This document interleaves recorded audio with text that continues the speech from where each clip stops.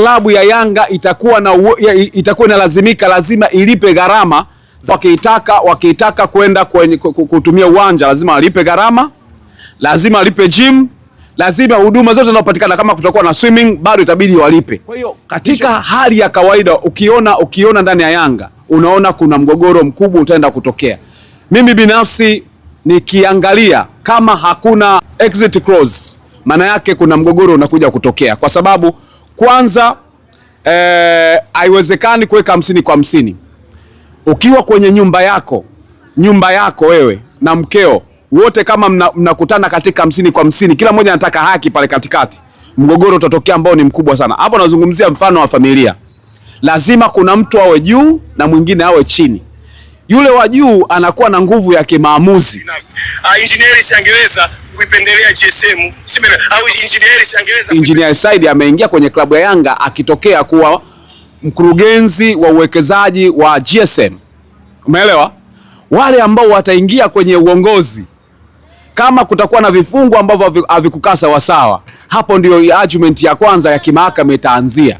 Kwamba pamoja na kwamba huyu mtu alipitisha kama president wa klabu ya Yanga, lakini huu mkataba ulipitishwa kimakosa kwa sababu ulikuwa na conflict of interest. Umeelewa? Uwezi ukasimamia mchakato kwa wewe ambao unatokea upande ambao ni mnufaika. Yes, bwana, karibu sana kwenye exclusive interview wetu wote ambao kila siku mnapata nafasi nzuri sana kuendelea kuwa na sisi.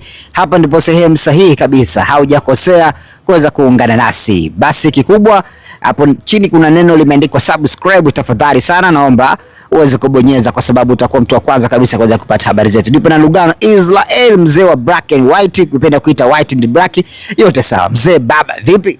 Safi, mambo nakwaje? Kama kaa God is good all the time. All the time, eh? God is good. Yeah, God is good all the time, wanakuambia wazungu.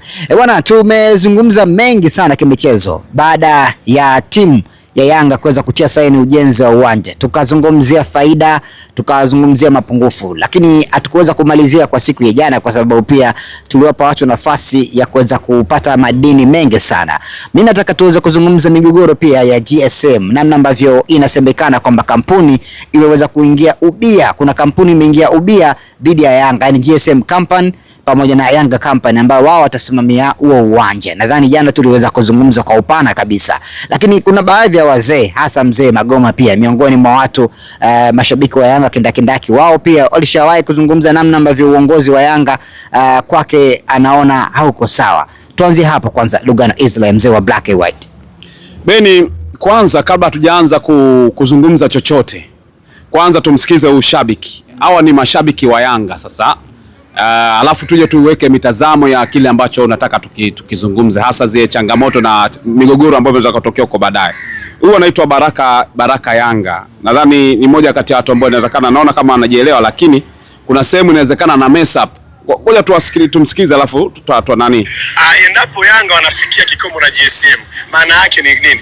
Hii project ya uwanja ipo separate na GSM unaita group of companies. Umeelewa? Maana yake kutakuwa na company inayojitegemea ambayo imeundwa na GSM na Young Africans, ambayo hiyo itabaki kuwa milele kwa sababu ni kampuni ya kimkataba ya watu wawili. Umeelewa? Kwa GSM hata leo atakapoondoka Young Africans, bado ile kampuni ambayo imeundwa pembeni kwa ajili ya kusimamia uwanja kuwa mali ya Yanga na ya GSM itabaki kuwepo. Kwa hiyo hakutakuwa na shaka yoyote, hakutakuwa na shida yoyote. Ndio hapo nilipowasifia viongozi wangu, na hapo wananchi inabidi waelewe ni akili kubwa kiasi gani imetumika. Na ndio maana nasema hawa viongozi ambao wamefanikisha jambo hili, kusema la kweli, wananchi tunaenda katika uchaguzi. Mimi nadhani mtu aliyekianzisha kitu ni heri ukamwacha akimalize au aendelee nacho, kwa sababu tayari wameshatuonesha wanao uwezo wa kuyafanya makubwa zaidi kwa klabu yetu. Ndio maana nasema tumefanikiwa kupata viongozi wenye akili, viongozi ambao hawaangalii vitu vya kupita, wanaangalia vitu vya kudumu, lakini pia wanaingia mikataba yenye maslahi ya Yanga yetu, lakini sio maslahi ya kwao binafsi. Engineer siangeweza kuipendelea GSM, au engineer siangeweza kuipendelea Young Africans peke yake, lakini ameona awe katikati, sawa, kwa ajili ya kunufaisha Young Africans zaidi, lakini pia kumnufaisha tajiri kama tajiri GSM ambaye amekuwa akitushikilia kuanzia tukiwa kwenye ground level, hatuna kitu mpaka leo. Kwa mimi nadhani ni kitu ambacho kinaenda kudumisha kwanza mshikamano, lakini pia mahusiano mazuri kati ya GSM na Young Africans. Hii itakuwa ni kitu ambacho kinaenda kutusaidia kufanya tupate vitu vikubwa zaidi, kwa sababu hii deal ikienda vizuri, hii project ikienda vizuri, nadhani GSM atatamani kufanya vitu vingi sana pamoja na Young Africans. Nadhani umemsikia vizuri. Kwanza kuna sehemu ye mwenyewe anajichanganya. Baraka anasema angeweza kuipendelea GSM. Engineer Said angeweza kuipendelea Yanga. Hapo tayari anaanza kutupa alarm kwamba kuna sehemu, kuna akili za wanayanga zinawaambia kulikuwa na uwezekano wa GSM kupendelea, kwa maana Engineer Said kupendelea GSM. Kulikuwa na uwezekano wa Engineer Said kupendelea Yanga. Sasa ni wapi ambapo panawezekana zaidi? Si unaelewa? Unajua tulikuwa tunazungumzia kuhusiana na migogoro. Umeelewa? Nadhani umezungumzia kuhusiana na Magoma, sina nani, kuna baadhi ya mashabiki wa Yanga ambao inawezekana wajaingia darasani au darasa lao sio kubwa sana, ila wameamua kuwekeza hasa akili zao kwenda kuingia deep kuvichunguza baadhi ya vitu ambavyo haviko sawa. Na hili nategemea kwa baadhi ya wanachama wachache wa Yanga ambao pengine hawatapata sauti sehemu yote, watakuwa wenyewe kwanza wana maswali mengi sana kuhusiana na huu mkataba jinsi ulivyosainiwa na vitu vingine. Cha kwanza ni namna ambavyo nishazungumzia kuhusiana na uwezekani ukaingia mkataba wa public interest ambao hauna ukomo. Umeelewa? Hauna ukomo, ni miaka yote utakuwa mkataba huo ambao hauna ukomo, lakini mmeweka 50-50. Si unaelewa? Hauna ukomo lakini hamjaweka exit clause. Yaani endapo kitokea mgogoro, mnataka kila mmoja aendelee na 50 zake, na mnafanyeje? Hakuna kitu kama hicho. Si umeelewa? Sasa Beni, moja kati ya vitu ambavyo vitawagharimu Yanga huko mbele, mgogoro ambao utakuja kuibuka mgogoro mkubwa. Kwanza ifahamike, sasa hivi anaenda kumalizia miaka 4 yake ya kuwa rais wa Yanga. Miaka 4 ya uongozi wa kuwa rais wa Young Africans. Umeelewa? Sasa mgogoro ambao unaozungumzwa katika muktadha gani? Tunajua kipindi kingine atakuja kufanya nini? Atakuja kushinda, kwa sababu haya anayoyafanya na ambao ameshafanya ni mambo makubwa. Mgogoro utakuja kuibuka kipindi ambacho ameshamaliza nini? Ameshamaliza nafasi yake, muhula wake wa kuongoza kama rais wa klabu ya Yanga. Utaibukaje? Kwanza utaibuka katika muktadha wa Engineer Said jinsi alivyoingia ndani ya klabu ya Yanga. Aliingiaje kwenye klabu ya Yanga? Engineer Said ameingia kwenye klabu ya Yanga akitokea kuwa mkurugenzi wa uwekezaji wa GSM. Umeelewa? Wale ambao wataingia kwenye uongozi, kama kutakuwa na vifungu ambavyo havikukaa sawa, hapo ndio argument ya kwanza ya kimahakama itaanzia. Kwamba pamoja na kwamba huyu mtu alipitisha kama president wa klabu ya Yanga, lakini huu mkataba ulipitishwa kimakosa kwa sababu ulikuwa na kulikuwa na mwingiliano wa maslahi, yani kulikuwa na mgogoro wa kimaslahi, conflict of interest. Umeelewa? Uwezi ukasimamia mchakato kwa wewe ambao unatokea upande ambao ni mnufaika. Unajua, mimi naweza kaonekana kwamba najaribu kuzungumzia migogoro, ni kama na entertain utokee migogoro. No, mimi najaribu kuleta picha ya watu waelewe, ndio ninachokizungumza. Mimi ni mwandishi wa habari, kazi ambayo nimeisomea inatakiwa niingie deep. Haitakiwi mimi kuwa mwepesi nimekaa tu kuona litakalopita lipite tu. Sisi waandishi wa habari wataalamu walienda deep sana kutuita kama wanaitwa kama mbwa wategua mabomu. Umeelewa? Sisi tunatakiwa pale ambapo kuna shida tukemee, pale kwenye mgogoro pengine lazima tufanye nini? Tuone kuna kitu ambacho tunataka kukiokoa, kama kuna kitu kinaweza kikatokea. Si unanielewa? Kwa hiyo katika hali ya kawaida ukiona ndani ya Yanga unaona kuna mgogoro mkubwa utaenda kutokea.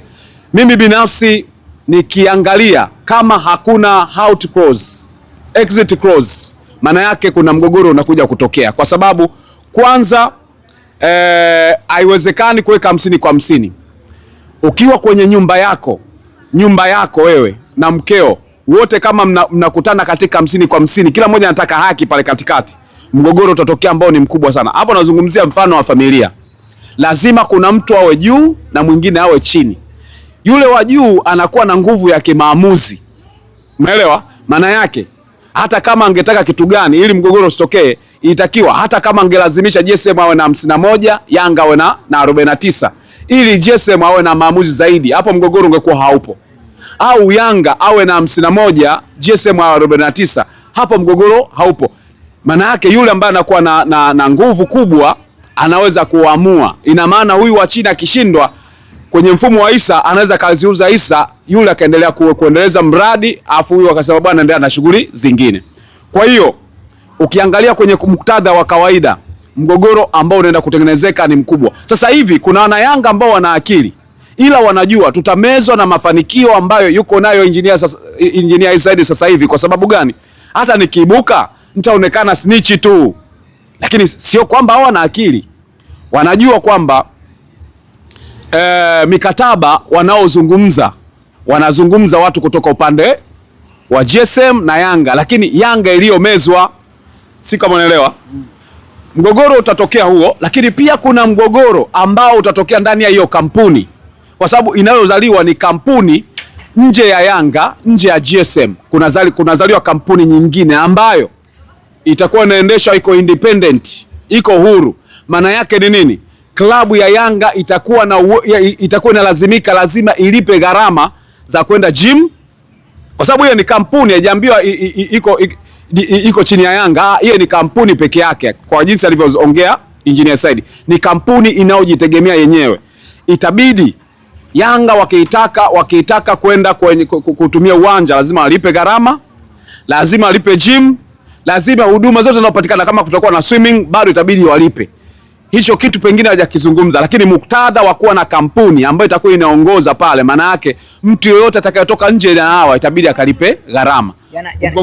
Jana wakati nimesoma comment katika zile video ambazo tumezifanya, mmoja ya wadau wetu akauliza kwa nini waandishi wa habari hawakuuliza haya yote pale ambapo hili jambo linatolewa kwamba hakutakuwa na migogoro, na kwa nini GSM yupo milele?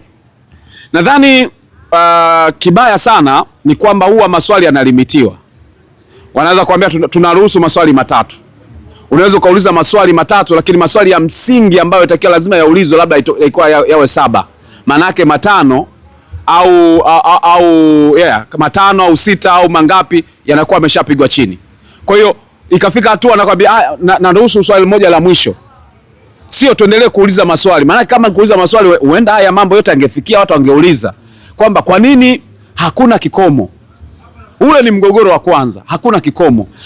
Yaani watu ambao watakuja wako independent kipindi hicho, wako upande wa GSM au kwenye kampuni yoyote, si ndio, nyingine, wataenda kuhoji kwamba hatunufaiki. Manake kwa wakati ambapo uongozi wa Yanga utakapoingia madarakani, sawa, mwingine nje na NGNS, wale watakuwa na uangalia uwanja kama ni kampuni nyingine, sio kampuni ambao iko chini ya mandate yao. Kwa hiyo unataka kuniambia kwamba uongozi baada ya Harris kuondoka Yanga, uongozi utakaokuja nao inabidi tena wao wanauangalia kwa mbali uwanja, yani watu kuwa sio wanufaika wa uwanja wao ambao sisi tunasema huu ni uwanja wa Yanga. Ule uwanja mpaka dakika hii linabakia kwa jina la uwanja wa Yanga. Sawa? Kitu pekee ambacho kitakuonyesha kwamba uwanja wa Yanga ni pale ambapo utafikia faida imepatikana, si ndio? Tunagawanya, Yanga chukua kiasi fulani, GSM chukua kiasi fulani, ambao ni 50 kwa 50.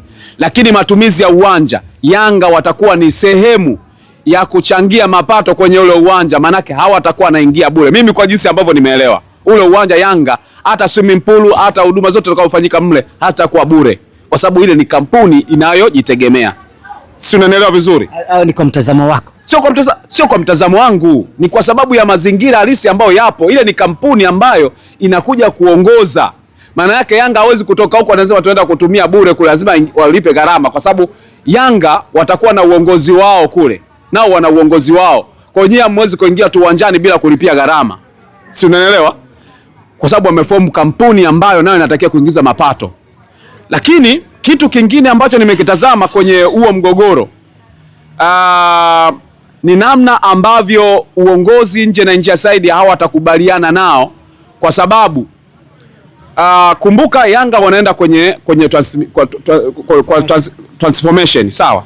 Hiyo transformation ambayo wanaenda kuifanya Yanga, wale ambao wanaingia ndani ya Yanga wanataka kuangalia mali zinazohamishika na zisizohamishika za Yanga ni zipi. Manake uwanja hautakuwa miongoni mwa mali zinazohamishika na zisizohamishika za Yanga. Umeelewa?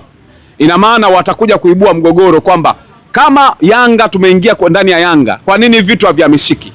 Kwa mimi binafsi nauona mgogoro mkubwa ambao utakuja kuibuka, ambapo baadaye Yanga na GSM watakuja kugawanyika na mgogoro huenda serikali kaja kuingilia baadaye.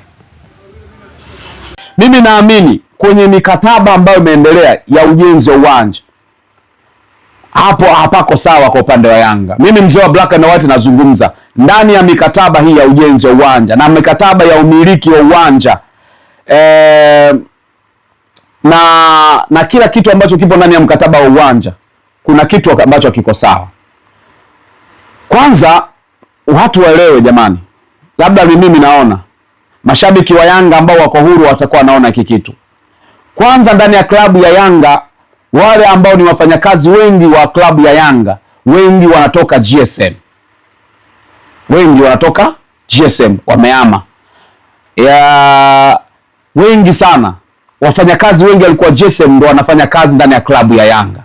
Hebu chukulia hao ndio unaenda kujadili nao kuhusiana na mkataba. GSM anaenda kujenga uwanja ndio. Lakini kwa nini Yanga asiwe na 60 angalau yeye angekuwa na 40? Kwenye 50 mimi sikubaliani napo 50 kwa 50. Kitu ambacho mimi kinanifikirisha ni kina nani ambao walienda kwenda kujadili kuhusiana 50 kwa 50. Ni kina nani? Je, exit clause inasemaje? Je, kuna miaka ya huko mbeleni Engineer Said hata kwa kiongozi milele ndani ya Yanga, si ndio? Kuna viongozi ambao wataingia upande wa Yanga wakiwa ni viongozi kama rais na viongozi wengine. Wataenda kuona mkataba haukuwa sahihi pengine, au kuna vifungu havikuwa sawa. Sawa? Je, exit clause wamewekaje?